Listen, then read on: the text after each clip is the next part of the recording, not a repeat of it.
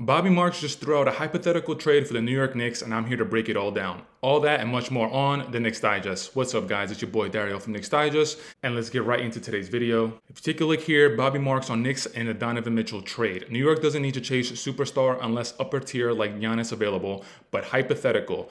Bojan Bogdanovic, Donte DiVincenzo, and 3 firsts for Donovan Mitchell, but only if OG Anunoby and Hartenstein take less in free agency or New York finds third team for Mitchell Robinson.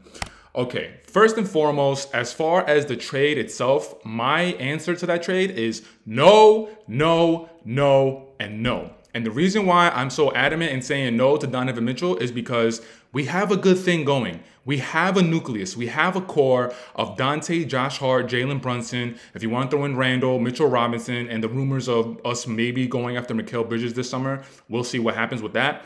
But we have a nice nucleus. Why would we want to throw everything away for a so-called star? What I don't want to see and what I don't want to happen, I don't want the Knicks organization and Leon Rose and Worldwide West to pretend like this is the early 2000s, 2001, 2002, 2003, when the Knicks, of course, what they ended up doing was they just started to look for stars. They tried to throw money at the stars, and they weren't really taking their time to build the foundation.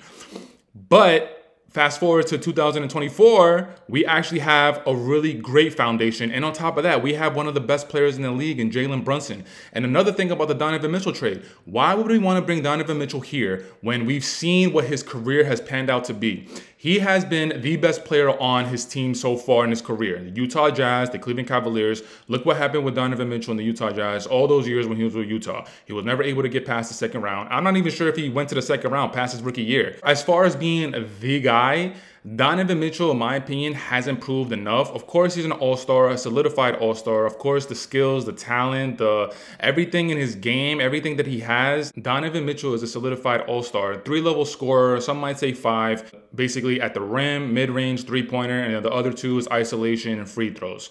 I'd say probably 4 out of the 5 he has. He's not really a great isolation player, even though he's able to do that. But I'm talking everything beyond that, beyond the skills and talent. What has Donovan Mitchell showed us so far in order to defend this hypothetical trade? If we're going to be throwing 3 first-round picks, if we're going to be throwing Bojan Bogdanovic and Donte DiVincenzo in a trade for a hypothetical player, I want it to be somebody that's a little bit more proven as being the guy and not just a perennial all-star season after season. You can make the all-star games every season, that's great. But what are you going to do for your team in the postseason when it really counts?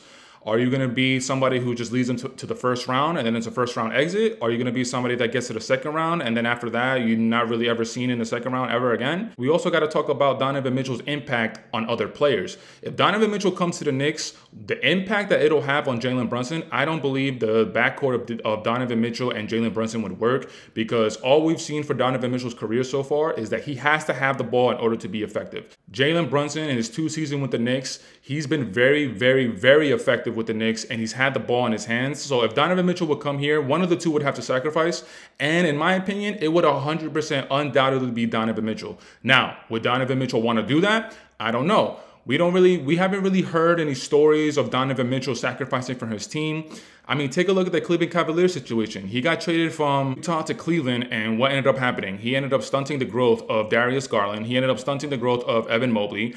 And what have they done? In this postseason, they were able to get past the first round and beating Orlando Magic, which took them 7 games. An Orlando Magic team who's young, who's inexperienced, and it took them 7 games. And then they end up losing to Boston in 5. And by the way, Boston has had the most cookie-cutter playoff path to the finals that I have ever seen. As I'm recording this, Boston is up 3-0 against the Indiana Pacers. The Indiana Pacers, who should not have been in the Eastern Conference Finals, but that's a story for another day. But the Boston Celtics, man, they're not going to get challenged until the NBA Finals. If it's between Dallas and Minnesota, in my opinion, I think it's going to be Minnesota, even though they're down 2-0. But going back to the Donovan Mitchell thing, Donovan Mitchell going to the Cleveland Cavaliers, he has stunted the growth of Darius Garland and Evan Mobley. If he comes to the Knicks, whose growth is he going to stunt? Is he going to stunt the growth of Jalen Brunson? I think Jalen Brunson is a little bit further advanced in his career than a Darius Garland. Darius Garland, I believe is maybe like his 3rd, 4th season. But as far as the pressure, as far as the responsibility of being one of the best player on the team night in and night out, Darius Garland hasn't had the reps. Yes, Jalen Brunson has. But what about the other players around him? What about a Josh Hart? What about a Deuce McBride? What about a Dante DiVincenzo if Dante is not part of the trade? There's just too many questions, and I've seen too much of Donovan Mitchell's career so far to really be excited for this trade. Now, I know Chris and I in the middle of the season, we talked about trade rumors and Donovan Mitchell being linked to the Knicks. And at the time, I said that if the Knicks pulled the trigger and they actually made the trade, I'd be open to it. Because at that point in time, I thought that they had to make a move because they had first round picks, they had the pieces to make a move, but they didn't pull the trigger. And then we ended up seeing what the Knicks did, going all the way to the second round of the playoffs in Game 7, and that was without a Julius Randle. That was with the trade of Bojan Bogdanovic, Alec Burks, and OG Anunoby. So at this point, I kind of just want to see the Knicks run it back. I just want to see the Knicks run it back with everybody healthy. Julius Randle, OG, Mitch, Bogdanovic. I want to see everybody healthy. Jalen Brunson, before he broke his hand, he was dealing with a foot injury, so he wasn't 100%. Josh Hart in Game 6, he had an abdominal muscle strain.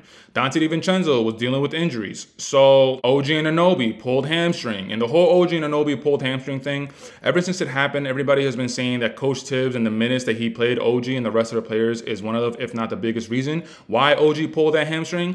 I mean, obviously we're not ever going to definitively know what happened and why he pulled a hamstring. But if you take a look at OG's career and the minutes he's averaged in the past, he's never really played those type of minutes. And then he comes to the Knicks, Coach Tibbs, everybody knows that he likes to run his players into the ground. And then OG ends up pulling his hamstring. Again, we're not definitively going to know if that's the reason why he pulled the hamstring, but it happened, so we got to move forward. But running it back with this team, look at the Eastern Conference right now. The Eastern Conference right now is a little bit of a joke. The Indiana Pacers making it to the Eastern Conference Finals is a joke. They're about to get swept. The Milwaukee Bucks, they were a mess all season. The Orlando Magic, they're still young. Now they got their first playoff experience, so we also got to see what they do, if they add anybody in the offseason or if they just run it back as well. But if they run it back as well, that experience is definitely going to be big for them. Boston is always going to be there with a tandem of Jason Tatum and Jaylen Brown. And who knows, if they win the championship this year, if they beat Dallas or Minnesota, whoever comes out of the West, then maybe next year they come back and they play as if they finally got that monkey off their back, and next thing you know, they go back to back. That might be putting a little bit too much on them.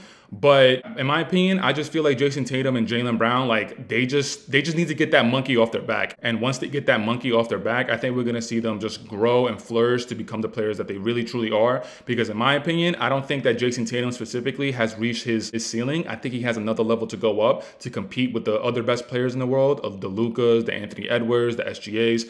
I think those players right now have a higher ceiling than Jason Tatum. But Jason Tatum, in my opinion, there's something missing with him. And I believe that if he's able to get this monkey off his back this season by winning the championship, we're going to see him play at an all-time MVP level. But going back to the Knicks, again, run it back.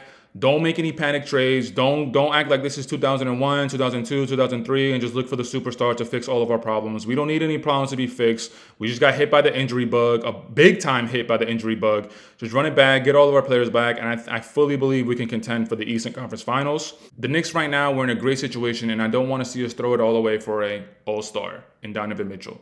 But that's it for today's video, guys. I want to say thank you for checking it out. Leave it in the comments. Let me know what you guys think about this hypothetical trade. But until next time, you know the drill. You know the vibes. Taj Gibson for president. Jalen Brunson for all the MVPs. The deuce is loose for co-MVP. And I'll check you out in the next video. Peace. Go Knicks, baby.